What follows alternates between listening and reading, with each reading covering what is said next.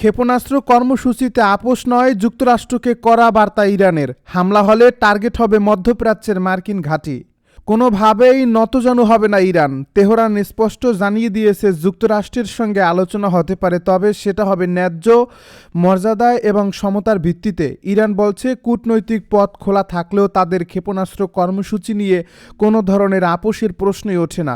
তেহরানের দাবি, এই কর্মসূচি তাদের জাতীয় প্রতিরক্ষা ব্যবস্থার মূল ভিত্তি এবং এটি কখনোই আলোচনা টেবিলে তোলা হবে না। পাশাপাশি ইরান সতর্ক করেছে, যদি তাদের ভূখণ্ডে হামলা হয় তাহলে মধ্যপ্রাচ্যে অবস্থিত মার্কিন সামরিক ঘাঁটিগুলোই পাল্টা জবাবের মূল লক্ষ্যবস্তু হবে। নিষেধাজ্ঞা, সামরিক চাপ এবং কূটনৈতিক তৎপরতার মধ্যে ইরান যুক্তরাষ্ট্র সম্পর্ক আবারও উত্তেজনার দিকে এগিয়ে যাচ্ছে। এই উত্তেজনার কেন্দ্রে রয়েছে একদিকে আলোচনা ফের শুরু হওয়ার সম্ভাবনা, অন্যদিকে চাপ বাড়ানোর মার্কিন কৌশল। ইরানের পররাষ্ট্রমন্ত্রী আব্বাস আরাকচি জানিয়েছেন, যুক্তরাষ্ট্রের সঙ্গে আলোচনা শীঘ্রই পুনরায় শুরু হতে পারে। তবে তিনি স্পষ্টভাবে বলেন, সাম্প্রতিক আলোচনায় ইরানের ক্ষেপণাস্ত্র কর্মসূচি আলোচ্য বিষয় ছিল না এবং ভবিষ্যতেও এটি আলোচনার অংশ হবে না। আল জাজিরাকে দেওয়া এক সাক্ষাৎকারে আরাকচি বলেন, ওমানে অনুষ্ঠিত সাম্প্রতিক আলোচনা ছিল একটি ভালো সূচনা, যদিও পারস্পরিক আস্থা তৈরির জন্য এখনও অনেক পথ অতিক্রম করতে হবে। তার মতে, যোগাযোগের পথ তৈরি হলেও বাস্তব সমঝোতায় পৌঁছাতে হলে যুক্তরাষ্ট্রকে চাপ ও হুমকির রাজনীতি থেকে সরে আসতে হবে। আরাকচি আরও জানান, ইরানের প্রতিরক্ষা নীতি কোনো দেশের অনুমতির উপর নির্ভরশীল নয়। তিনি যুক্তরাষ্ট্রকে সতর্ক করে বলেন, যদি ওয়াশিংটন ইরানের ভূখণ্ডে সরাসরি হামলা চালায় তাহলে মধ্যপ্রাচ্যে থাকা মার্কিন সামরিক ঘাঁটিগুলোই ইরানের পাল্টা আঘাতের লক্ষ্য হবে। তার ভাষায়, এই ক্ষেপণাস্ত্র কর্মসূচি ইরানের সার্বভৌম প্রতিরক্ষার অংশ এবং এই বিষয়ে কোনো ধরনের ছাড় দেওয়ার প্রশ্নই ওঠে না। তেহরানের বার্তা পরিষ্কার, তারা আলোচনায় ফিরতে পারে কিন্তু নিজেদের নিরাপত্তা কাঠামো ভাঙতে রাজি নয়। ওমানে অনুষ্ঠিত সাম্প্রতিক আলোচনার প্রসঙ্গে আরাকচি জানান, এটি পরোক্ষ আলোচনা হলেও সেখানে মার্কিন প্রতিনিধি দলের সঙ্গে যোগাযোগের সুযোগ তৈরি হয়েছিল। দীর্ঘদিনের বৈরিতার পর এমন সুযোগ ভবিষ্যৎ সংলাপের ভিত্তি তৈরি করতে পারে বলে তিনি মনে করেন। তবে একই সঙ্গে তিনি যুক্তরাষ্ট্রের দ্বিমুখী অবস্থানের সমালোচনা করেন। তেহরানের অভিযোগ, আলোচনা ও শান্তির বার্তা দেওয়ার পাশাপাশি নিষেধাজ্ঞা ও সামরিক চাপ বাড়ানো হচ্ছে, যা আস্থার পরিবেশ তৈরির পথে বাধা হয়ে দাঁড়িয়েছে। অন্যদিকে যুক্তরাষ্ট্রের প্রেসিডেন্ট ডোনাল্ড ট্রাম্প আলোচনাকে ইতিবাচক বলে মন্তব্য করলেও ইরানের উপর চাপ বাড়ানোর নীতিতে অনড় রয়েছেন।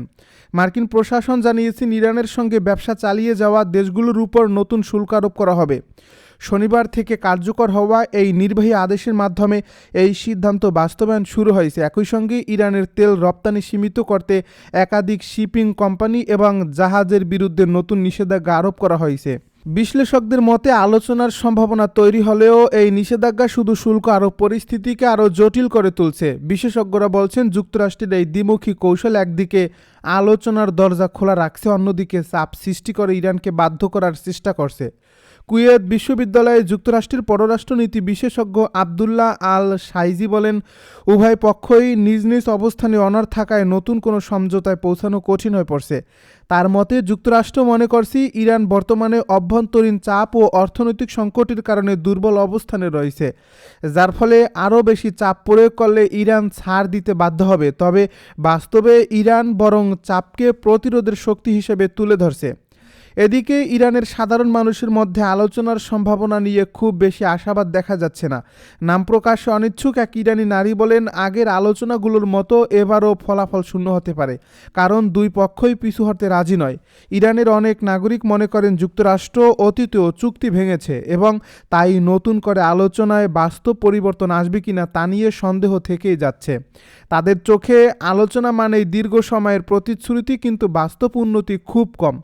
অন্যদিকে মধ্যপ্রাচ্যে সামরিক উপস্থিতি আরও জোরদার করছে যুক্তরাষ্ট্র।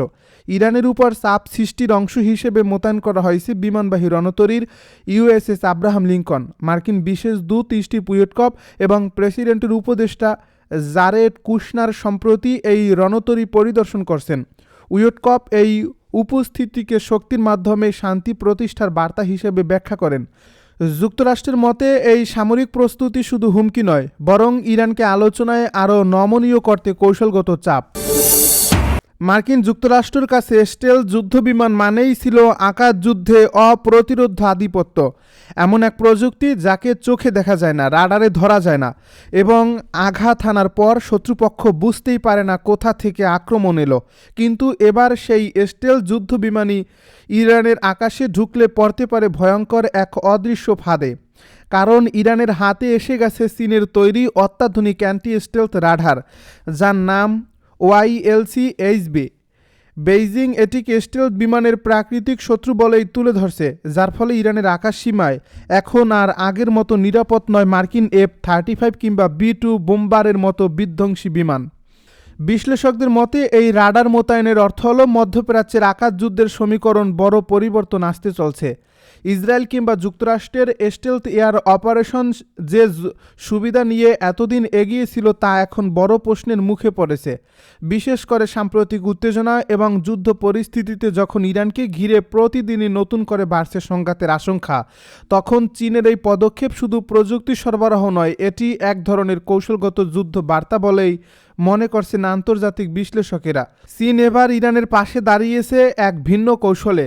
তারা কোনো যুদ্ধজাহাজ পাঠায়নি কোনো সেনা বা যুদ্ধ বিমান, বরং দিয়েছে এমন একটি প্রযুক্তি যা অদৃশ্য লক্ষ্যবস্তুকেও দৃশ্যমান করে তুলতে পারে।